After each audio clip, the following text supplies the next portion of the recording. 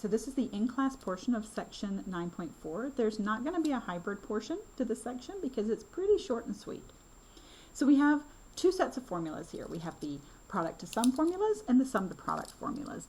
And these are exactly as their names imply.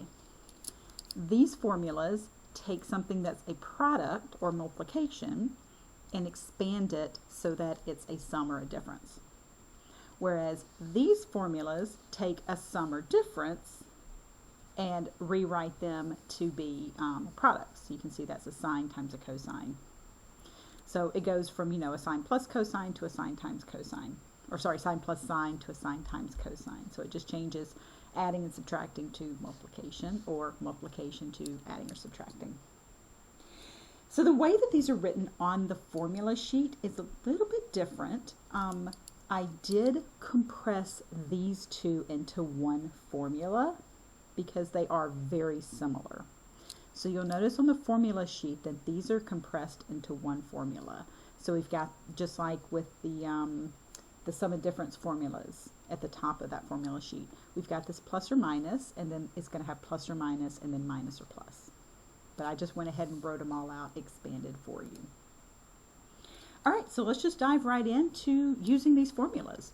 So the first one we're going to do, we're going to express this as a sum or a difference. So sine 8x times sine 3x. Let's figure out which formula that we're going to use. Now, because this is a product, it's sine 8x times, because the smushing right there, times sine 3x. We're going to need the product to sum formulas. So we're going to need one of these three. So you only have three scenarios here. Either both things are sine, both are cosine, or you have one sine, one cosine. Well, in this case, we have both sines. So I'm going to use this top formula. So this is the one I'm going to use. So I'm going to write it out for you here. So that's 1/2 cosine alpha minus beta minus cosine alpha plus beta. And that's from the formula sheet, or from up there where I wrote it. And I went ahead and color coded my alpha and my beta for you so you can see where I'm plugging those in.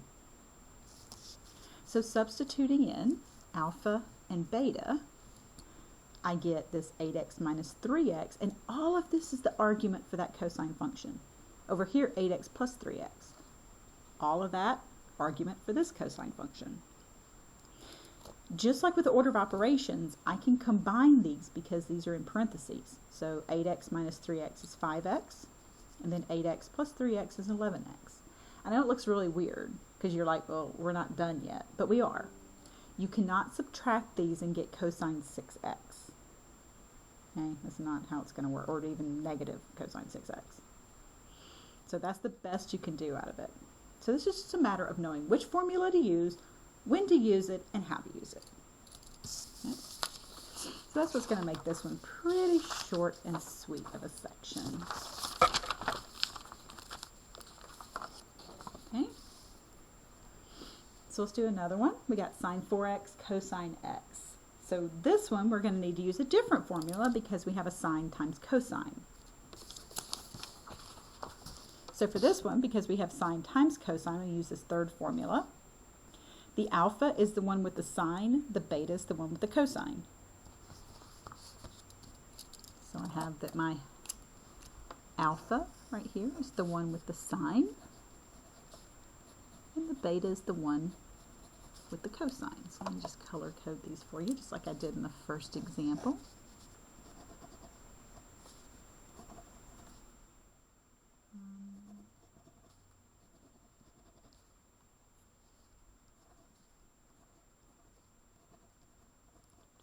Okay.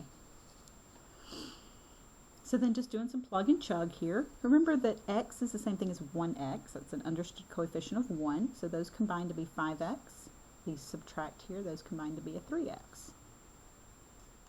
Done and done. All right, let's go the other direction. So I was going to do part C, and then I thought, no, I'm going to just do this as example 2. So let's express this as a product. This is going to be alpha. This is going to be beta. Here's the formula. This comes as a result of sine of something plus sine of something else. So we're using this formula right here of sine plus sine. So I'm using this one over here.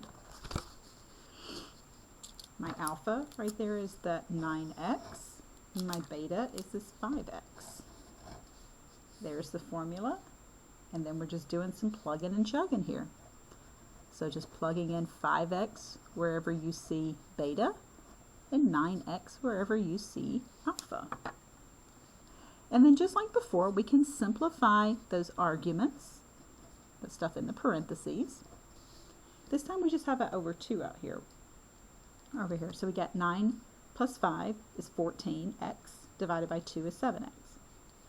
9x minus 5x is 4x. 4x divided by 2 is 2x. So just wanted to explain the kind of the behind the scenes things that were happening there, because I didn't want you to get lost from this step to this step. So if you pick the right formula and you know how to plug in, these are easy peasy. Now for some identities using these formulas. All right, so I think we can agree that the left-hand side is the more complicated side, right? So somehow we got to take all this and turn it into tangent. Don't start getting crazy on me and trying to say, oh, you know, that's a cosine over sine, so that's a cotangent. No, no, no. It would be if it weren't part of this addition subtraction over here. So we cannot split these into 2 fractions because of this addition and subtraction here. But what we can do is, of course, use the product to sum or sum to product formulas.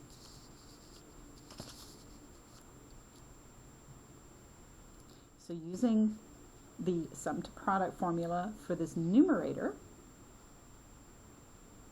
right, so here we just kind of cover that up so you can kind of isolate those. So just looking at this numerator, this is a cosine minus cosine, where alpha is 3x and beta is 5x. So I'm plugging that into its sum to product formula. Okay. Then I'm doing the same thing with the denominator. The sine 3x plus sine 5x, I'm using the sine plus sine formula and using its sum to product formula. The reason I'm doing this is because up here you kind of have the right idea. If you were initially thinking, ooh, that's cotangent, that would work if this were multiplication between them. We absolutely could just kind of group those into cotangents. So that tells me, hey, if I can get rid of this addition subtraction here, multiplication here is much easier to work with. So let's do just that. All right, so now I have to simplify all these things in parentheses. Right, so that's 3x plus 5x is 8x divided by 2 is 4x.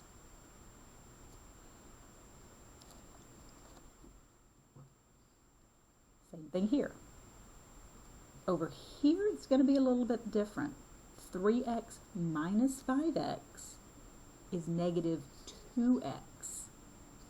And then negative 2x divided by 2 is negative 1x. So I've got this negative 2 sine 4x. So this stuff right here and this stuff right here is where the 4x came from.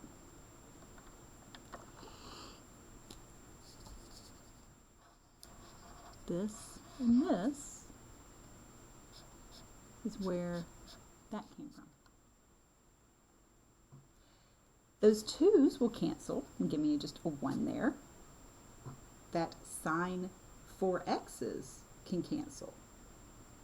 All right, so now we're getting somewhere, right? Some stuff's going away. So I've got this negative 1 out here, along for the ride. Then I have sine negative x over cosine negative x. Now we know that sine over cosine is tangent.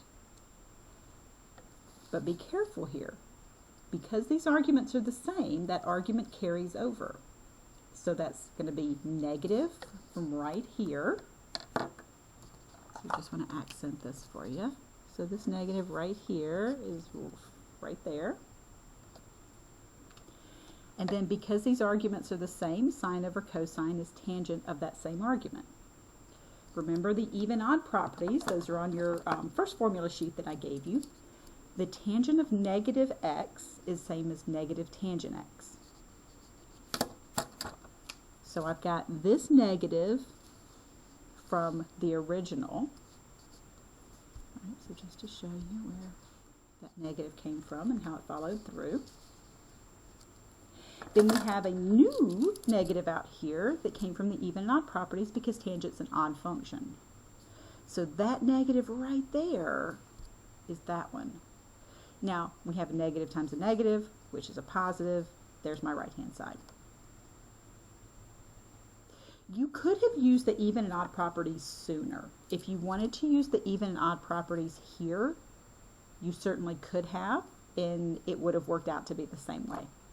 All those negatives would have just kind of worked out in the end.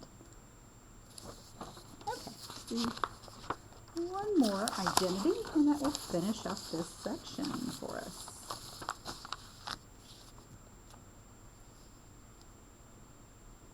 All right, once again, I think we can agree that the left-hand side's the messier one here. And again, we have this pesky addition and subtraction. If that was multiplication, this would be a lot easier.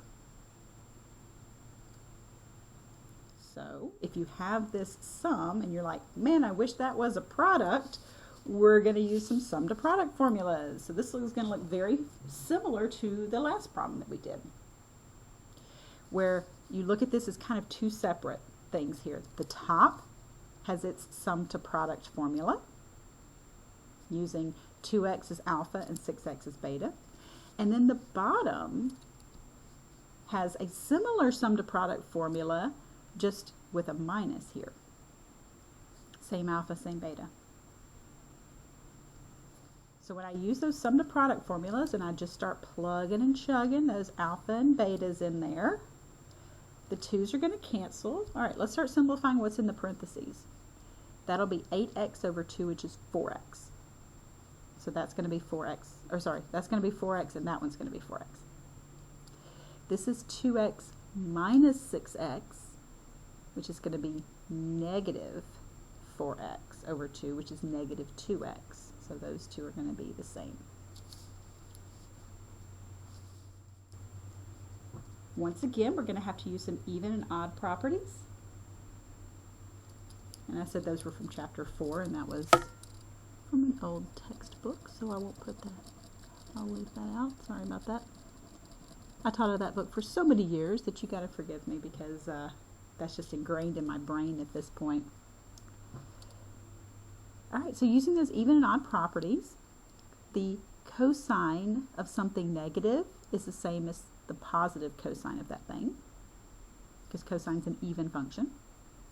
The sine of something negative is the negative sine, because it's an odd function, just like tangent was in the last example. So now in doing that, we get this cosine negative 2x is the same as cosine 2x because it's an even function. The sine negative 2x becomes negative sine 2x because it's an odd function. This sine 4x carries along, cosine 4x carries along. So no changes there. Now, looking at this, because this is all multiplication, I can now group these. Because of how we multiply fractions, you know, when we multiply fractions, we just multiply straight across the top and straight across the bottom.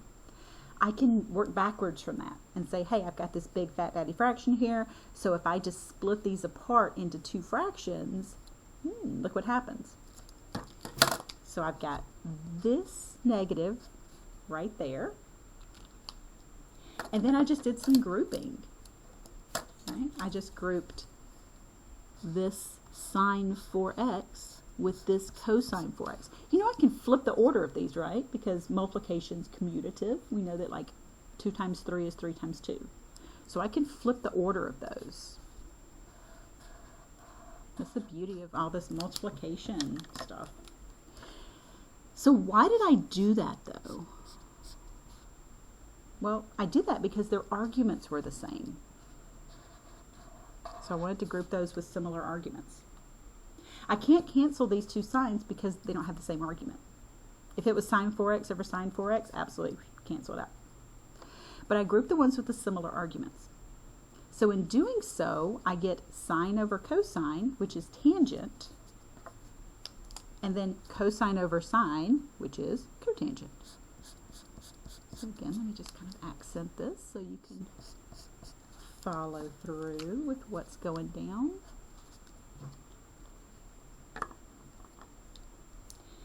And you might recall, up here where we started, that was my right-hand side. Negative tangent 4x times cotangent 2x. So there's my right-hand side. All right, so that's about all you need to know from this section. It's just how to use the formulas and then how to do some of these identities with them. So that does conclude this section for us.